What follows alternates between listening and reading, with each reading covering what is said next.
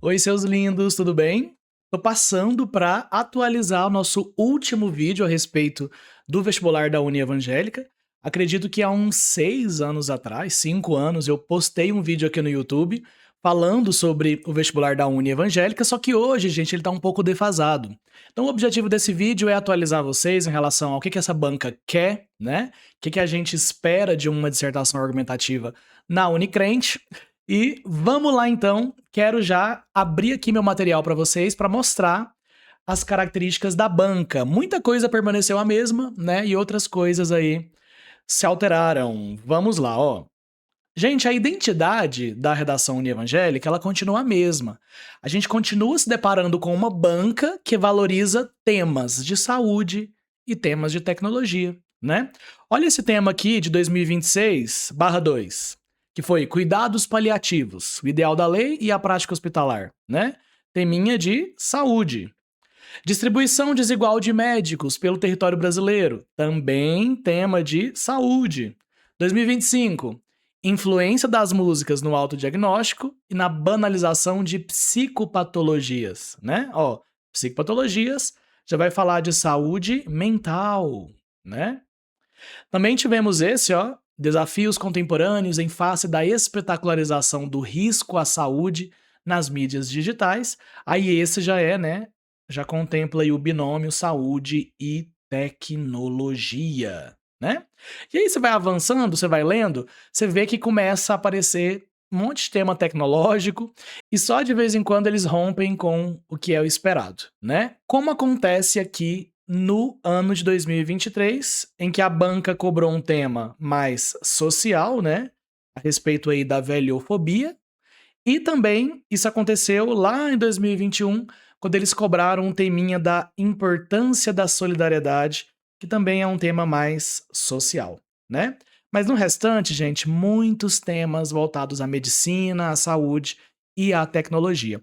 Isso mostra que o aluno unievangélica, ele tem que levar para a banca isso aqui, ó. Repertórios socioculturais ligados a eixo social, a eixo tecnológico e ao eixo de saúde. Beleza? Então, é isso. Essa é a primeira dica que eu quero dar para vocês.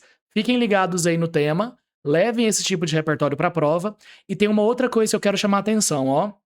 Às vezes a Unieva não quer que você problematize. Eu falo isso porque tem aluno que quer botar negligência em tudo, né? Como tese. Ah, negligência governamental, negligência familiar. Calma, criatura, se segura. Nem sempre você vai conseguir fazer isso, né? Olha esse teminha aqui mesmo, ó. Cuidados paliativos, o ideal da lei. Você acha que o ideal da lei é uma coisa ruim? O ideal da lei é uma coisa maravilhosa, utópica, né? Olha esse tema aqui. Importância da solidariedade. Aí você vai pega e fala de egoísmo, individualismo, falta de empatia. O que isso tem a ver com a importância da solidariedade? Então, vocês têm que treinar também a construção de parágrafos em que vocês falam bem de alguma coisa e não só mal de alguma coisa, tá? O ideal aqui em 2026 seria que você, ó, falasse bem dos cuidados paliativos, né? Principalmente quando você olha para o ordenamento jurídico brasileiro, que a gente tem lei, né, que garante esse cuidado. Então, um elemento bom aí do tema. Mas a gente sabe que a prática hospitalar no Brasil é marcada por negligência governamental. Aí agora sim, você pode falar mal que esse cuidado paliativo nem sempre é contemplado nos hospitais. Beleza? Então, tá vendo? Vamos aprender a interpretar o tema para fazer aquilo que a Unieva pede. Porque, caso contrário, eles já tiram muita nota lá dos candidatos, né? Por erros bobos. Imagina se você não compreende nem bem o tema. Aí lascou, não é verdade? Tem temas, galera, que eles deixam você escolher, tá? Olha esse teminha aí, ó, de 2024/2, que foi do cigarro eletrônico. Eles deixaram, ó, vocês escolherem. Proibição dos dispositivos eletrônicos para fumar. É um estímulo ao mercado ilegal, ou seja, é uma parte negativa aí que você vai defender, ou é uma estratégia eficaz para coibir o uso de fumígenos, que seria já a parte o quê? Positiva, né? Aí eu não sei o que você defenderia aí, a parte positiva ou negativa, Mas se você escolher defender que é uma estratégia eficaz, você vai fazer um parágrafo inteiramente falando bem de como a proibição faz com que as pessoas parem de fumar, né, o cigarro eletrônico, ok? Então, tá aí, essa é a primeira dica, fiquem atentos a isso. A segunda questão que eu queria abordar aqui nesse vídeo com vocês é a grade de correção da Uni Evangélica, tá? É uma grade, gente, que ela penaliza muito o candidato, porque as notas são dadas assim, ó. Ou você tira 0, ou você tira 0,5, ou você tira 1, ou você tira 1,5, ou você tira 2. Então, se tiver, sei lá, 2 desvios gramaticais, 3, já perdeu meio ponto. Você já ficou ali num ponto e meio, né? Vamos supor que você, no critério 2, ó, que avalia estrutura, você, sei lá, empregou a estrutura do Enem, né, na Uni Evangélica. Não pode. Você está no vestibular tradicional, que tem uma estrutura que não segue proposta de intervenção, que não segue a lógica do Enem, né? Então, se o corretor vê uma estrutura Enem subjacente a seu texto, você já não vai ficar no 2 ali, você fica no 1, no 1,5, né? E se você, a gente estava falando do tema, né, compreendeu mal o tema, a mesma coisa. Você já ficou ali no 1, no 1,5, né? Então, qualquer erro ali, qualquer deslize básico, tira meio ponto de nota. É por isso que quando a gente olha a média de nota dos alunos que passaram para medicina na Unieva, os alunos tiram, gente, aproximadamente essa nota aqui, ó. Para muitos é uma média baixa, né? Isso significa que quem passa para medicina lá tá tirando entre 8 e 8,5 na redação. E aí, nesse vídeo, daqui a pouco eu vou ler com vocês uma redação que tirou 9, para vocês verem o que, que a banca espera, né, de uma dissertação argumentativa. Fechou? Então, o critério 2 também vale... Ah, eu não falei para vocês, né? Cada critério vale 2 pontos, tá? Ficou meio que implícito, né, pelo que eu falei ali. E aí, temos o critério 3, que avalia argumentação e coerência. Gente, a argumentação, ela tem que ser autoral, tá? Nada de argumentos muito clichê, senso comum. A Unieva quer que você mostre argumentos convergentes, divergentes, alusões históricas, exemplos, né? E não só ali causa e efeito, que é muito comum em redações Enem, tá bom? Então é uma argumentação um pouco mais sólida, né, e persuasiva. A questão de coesão, eu não me preocuparia muito se você é um aluno que gosta de usar muito conectivo, né, e não repete o uso desses conectivos e nem erra, você costuma fechar essa competência 4 aí, tá? Eu já notei que entre os meus alunos é a competência que eles mais fecham. Agora, a competência 5, que avalia projeto de texto e repertório, essa sim é uma competência perigosa. Por quê? Se o corretor achar que seu repertório está forçado, ele vai te tirar nota, tá? Então os repertórios lá têm que dialogar muito bem com a frase tema para que você mostre para o corretor que você não está preso ali num esqueleto de redação, né? Usando às vezes repertórios ali coringas, pelo amor de Deus. Essa não é a banca que vai querer ver isso, tá? O tombo é muito grande. Eu tenho muitos alunos todo ano que me procuram e falam: professor, não passei por causa da redação, né? Então vamos aprender aí a colocar repertórios pertinentes ao tema e aí a gente volta para essa nossa dica, ó. Levem no mínimo 3 repertórios do eixo social, do eixo tecnológico e do eixo de saúde. É por isso que na nossa específica a gente fala muito, né, de temas ligados a esses eixos e muito de repertórios ligados a essas questões aí para o aluno poder se virar lá durante a prova, tá? E, gente, muitos perguntam: e o repertório da coletânea, devo ficar usando? Não, não pode ficar usando muito, não. Se você for usar no máximo ali uma vez, eles querem repertórios autorais do universo do aluno, né? O que você está levando para sua prova que é do seu repertório sociocultural? É isso que a banca quer. Fechou?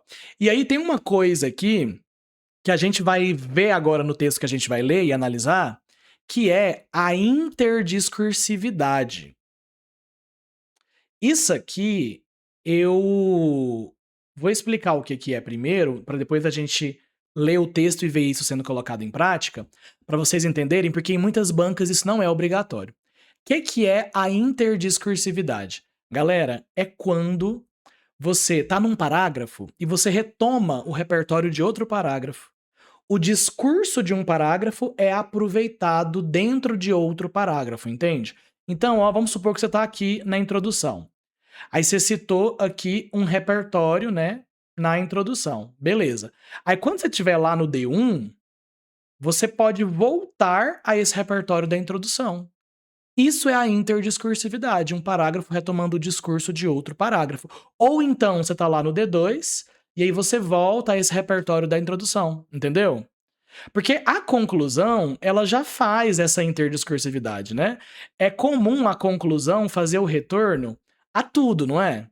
Ao D1, ao D2, a introdução. Então a gente não espera muito que você, assim, faça isso na conclusão, porque todo mundo já faz, tá? Mas a gente espera que vocês mostrem para o corretor uma interdiscursividade no D1 e no D2, evidenciando isso aqui, ó, projeto de texto, que lá tem que ser muito bem definido, estratégico e organizado, tá bom? Então isso é a interdiscursividade, que é avaliado no último critério, e eu vou mostrar para vocês como fazer.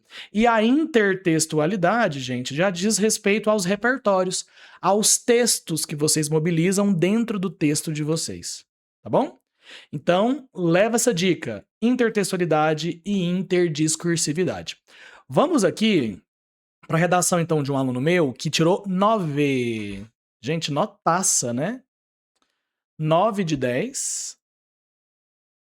E foi o tema mais recente aí que a gente tem da prova, né? Cuidados paliativos, o ideal da lei e a prática hospitalar. A gente não tem tempo aqui de ler a coletânea, né? Senão o vídeo ficaria muito grande, mas eu já quero dar uns spoilers aqui, ó. A coletânea da União Evangélica trouxe o Estatuto do Paciente, tá, galera? Esse Estatuto do Paciente é a lei que a gente tem e que prescreve os cuidados paliativos, tá? Então, o aluno vai fazer aqui menção ao Estatuto do Paciente, saibam que isso estava na coletânea, essa era a legislação que foi apresentada nos textos motivadores, tá? E também, quando você lia a coletânea da Unieva, você descobria que essa prática hospitalar aqui, ó, ela é muito marcada por problemas, né? Então, o aluno que interpretou adequadamente a frase tema, ele conseguiu falar bem dos cuidados paliativos no D1 e mal dos cuidados paliativos no D2, beleza? Muitos usaram o ideal da lei como tese 1 para o D1 e a prática hospitalar ineficiente como tese 2 do D2 para contemplar aí o tema inteiro. Beleza? Então, vamos ler a redação do aluno. E aí, quando eu falei que o vídeo que eu gravei da União Evangélica estava um pouco defasado, é porque, gente, antigamente a Unieva cobrava 25 linhas. Nas últimas provas, ela tem cobrado o quê? 30 linhas. E ela também tem obrigado o título, tá? O título é obrigatório. E aí, olha o que esse aluno fez. Não pôs título, tá? A gente não sabe se isso, assim, foi penalizado. Eu acredito que foi, tá? Gente, infelizmente a Unieva não é transparente com o processo de correção. Ela não disponibiliza o espelho, né, da correção. Ela só disponibiliza as notas que o aluno tirou. Mas esse aluno, ele fez o rascunho e ele me mandou o rascunho que foi digitado aí, né? Eu tirei os desvios gramaticais e tá aí para vocês lerem, tá bom? Mas assim, não é exatamente essa redação que ele aplicou lá, porque ele falou que mudou algumas coisinhas, né? E a gente não tem esses exemplos de texto para mostrar para vocês. Fechou? Então, vamos lá, ó. Começando pela introdução. Ao pronunciar o juramento de Hipócrates, médicos comprometem-se não apenas a curar, mas a aliviar o sofrimento e a garantir a dignidade humana. Gente, esse repertório já tá ótimo, né? Bem ligado ao tema, que é a questão aí do hospital, do médico, né? Então, tá do universo do eixo saúde. Esse repertório não tá coringa, não tá forçado. Esse princípio milenar fundamenta os cuidados paliativos, modalidade assistencial voltada a pacientes com doenças graves ou incuráveis, que prioriza a qualidade de vida em detrimento da simples extensão biológica da existência. No Brasil, embora a legislação reconheça essa prática como direito do cidadão, a realidade hospitalar revela uma distância alarmante entre o que a lei assegura e o que efetivamente se oferece aos pacientes. Diante disso, o avanço normativo do país na garantia legal dos cuidados paliativos e sua difícil implementação nos serviços de saúde são aspectos que se concatenam a essa realidade. Ó, você tem que deixar claro o tema inteiro para o seu corretor, né? Então, a gente vê o aluno colocando, ó, embora a legislação reconheça essa prática como direito, para voltar ao ideal da lei. E a gente vê esse aluno também dizendo que a realidade hospitalar está distante da lei, né? Então, essa parte aqui fez menção à prática hospitalar. E no período anterior, gente, ele abordou muito bem, né? O que, que são os cuidados paliativos. Em todo esse momento aqui, a gente sabe, ele fez uma breve definição, né, dos cuidados paliativos, associando aí ao Hipócrates. Beleza? E aí nós temos então a apresentação das teses no último período, mas não precisava, gente, porque o ideal da lei, essa parte em azul, já pode funcionar como tese 1. E essa parte aí em amarelo, né, que é a prática hospitalar que está ruim, já pode funcionar como tese 2. Só que o aluno, ele se alongou, né, e ele trouxe aqui, ó, que tem um avanço normativo, que é o ideal da lei, e ele também falou da difícil implementação, que é a prática hospitalar. Isso aqui seria opcional, tá, esse período. Não seria obrigatório na estrutura unievangélica. Fechou? Ótima introdução, adorei o repertório. Espero que vocês tenham percebido aí que o aluno conseguiu falar tanto bem quanto mal do tema, ou seja, ele fez uma boa interpretação da frase temática. Vamos agora para o D1. Ó, nesse cenário, o princípio da integralidade, um dos pilares do SUS, né, Sistema Único de Saúde, determina que o atendimento ao cidadão deve abranger todas as dimensões humanas, biológica, psicológica, social e espiritual. Gente, o SUS tem 3 princípios, né? Equidade, universalidade e integralidade. Ele trouxe o princípio da integralidade, ficou muito bom, porque esse princípio tem tudo a ver com o quê? Com o ideal da lei, que é a tese 1, né? Então, ele já começa aí o tópico frasal fazendo menção a um repertório que não é coringa, que é maravilhoso. Vamos continuar, ó.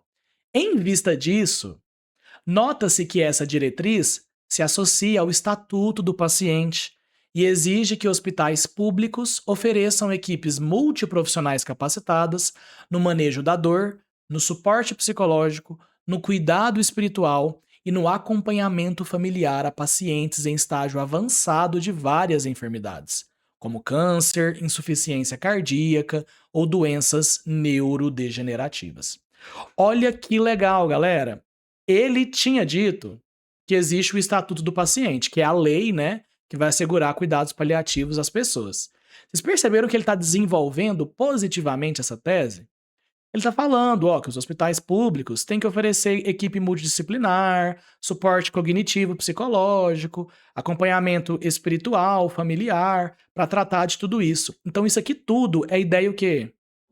Positiva. O aluno não está problematizando, né? Igual muitos alunos fazem em toda a redação, só fala mal do tema. O tema não queria isso. E o aluno está respeitando o desejo, então, da frase tema. Aí, ele vai agora contra-argumentar para trazer uma parte ruim, ó. Em contrapartida, na prática, esses serviços idealizados na lei raramente existem de forma estruturada. Faltam leitos específicos, profissionais treinados em medicina paliativa e protocolos institucionais que garantam a dignidade do processo de morrer. Por conseguinte, o resultado é que inúmeros pacientes terminam seus dias submetidos a intervenções, por vezes invasivas e inúteis, enquanto o alívio da dor e o acolhimento humano que a lei promete permanecem privilégio de poucos, fragilizando o cumprimento do juramento hipocrático. Meninos, ó, aqui ele trouxe a parte negativa, né? Então ele fez uma contra-argumentação. Então esse aluno usou uma estratégia de estrutura que quase não se vê no Enem, né? Que é a estrutura de desenvolvimento com contra-argumentos. Isso é muito legal na Unievangélica. E ele vem aqui com os efeitos, né, gente? Desse não respeito à lei, né? Tá aí os efeitos. E eu queria chamar atenção para isso daqui, ó, que a gente falou agora há pouco. Fragilizando o cumprimento do juramento hipocrático, juramento de Hipócrates, tá vendo? Ele voltou ao repertório da introdução. Então, esse aluno mostrou, ó, a interdiscursividade, nessa parte aí em rosa, mas ele mostrou também nessa parte aqui em negrito a intertextualidade. Então, ele evidenciou para o corretor 2 elementos que a grade, né, valoriza, analisa. E muita gente vai para a Unieva sem saber disso, né? Pelo amor de Deus, façam isso aí no texto de vocês. Beleza? Excelente D1. Vamos agora pro D2. Aí no D2 a gente espera que ele fale da prática hospitalar, né? E fale mais mal. Ó, ademais, essa lacuna entre norma e realidade encontra explicação no conceito de territórios opacos, formulados pelo geógrafo Milton Santos. Para o pensador, os territórios opacos são espaços marginalizados pelo fluxo de investimentos, de infraestrutura e de políticas públicas de saúde, onde a presença do Estado se faz precária. Ó, não ficou tão legal essa repetição, tá, gente? Ele poderia ter colocado assim, para o pensador, esses territórios, essas áreas, né, são espaços. Ele poderia ter usado aí alguma estratégia de coesão mais sofisticada. A gente não sabe se isso foi considerado para a nota do aluno, beleza? Porque ele não chegou a olhar a distribuição das notas em que ele tirou em cada critério. E aí ele me falou que ele não conseguiu acessar. É estranho, alguns alunos, ó, para descobrir aqui por que tirou essa nota, né? Ele tirou 9, eles entram lá na plataforma da União Evangélica e eles descobrem critério por critério quanto foi penalizado. Esse aluno, ele só olhou a nota global dele, ele sabia quantos acertos ele teve, aí ele fez a regrinha de 3 e descobriu que tirou 9, tá? Então a gente não sabe onde ele perdeu nota. Eu apostaria que foi em coesão, tá bom? Ou coesão e gramática, né, gente? É sempre fácil ter mais ali de 2 desvios gramaticais, né, na redação, tá bom? Então, tá aí, ele botou um repertório que fala de política pública de saúde, ou seja, esse repertório também tá ligado ao tema, né? Vamos continuar aqui a leitura. À luz dessa perspectiva, hospitais públicos periféricos, unidades de saúde em regiões interioranas e alas de internação de baixa complexidade exemplificam a teoria de Santos. São justamente os espaços onde a morte chega com mais frequência e onde menos recursos existem para humanizá-la.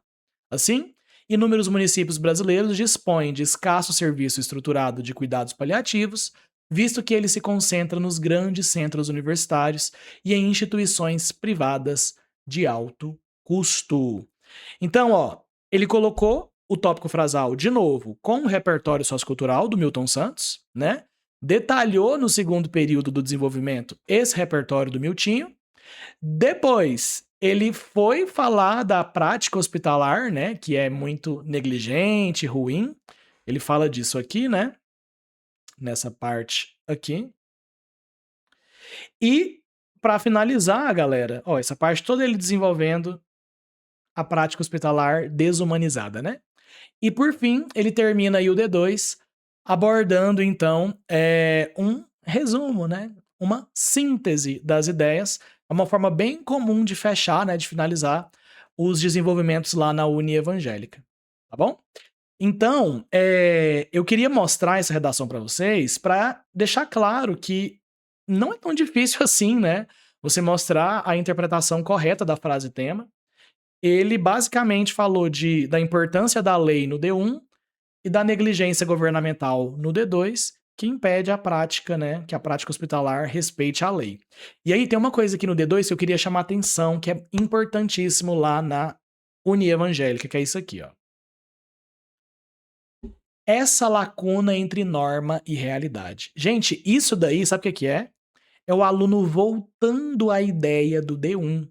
É porque a Uni Evangélica, na avaliação de projeto de texto, Lembra que eu falei para vocês no início da aula que ela quer um projeto de texto organizado e estratégico? Pois é. Quando você mostra no início do D2 um retorno à ideia do D1, você evidencia esse projeto de texto amarradinho, tá? Então, foi muito legal a forma como o aluno começa aí o D2 para mostrar para o corretor esse retorno, né, à tese do D1. E depois, né, a seguir, ele fala aí da prática hospitalar, que tá ruim, que é a tese efetivamente do D2. Tá bom?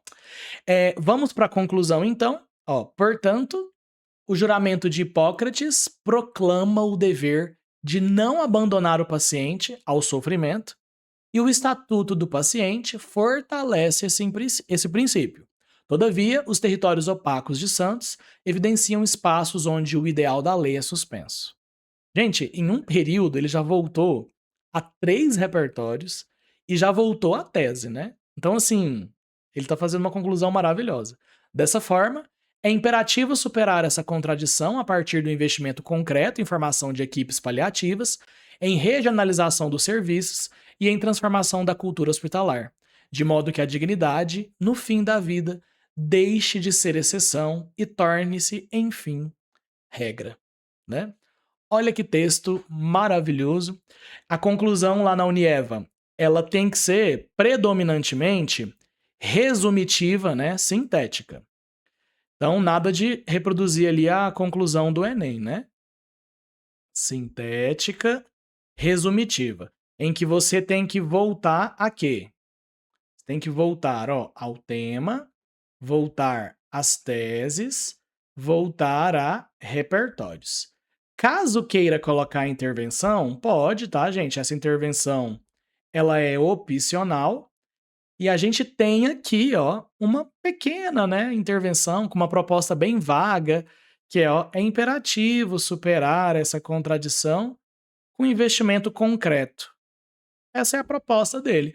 Não é uma proposta que lembra o Enem, porque ela não tem os 5 elementos, né?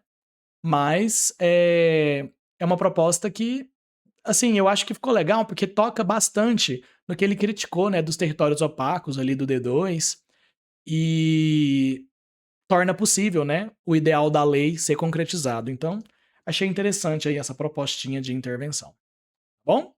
Se você gostou desse vídeo, considere participar do nosso curso de redação Unievangélica. A gente tem uma específica voltada apenas para a Unievangélica, em que a gente aprende, nossa, várias estruturas, né, que a banca aceita. A gente discute somente temas, né, predominantemente ali voltados para saúde, tecnologia e eixos sociais, né, para contemplar aí a identidade da banca. E se você gostou desse vídeo, considere também compartilhá-lo, curtir, por favor, tá? E caso tenha ficado alguma dúvida, gente, diga aí nos comentários que, quando possível, eu respondo todos vocês. Beleza?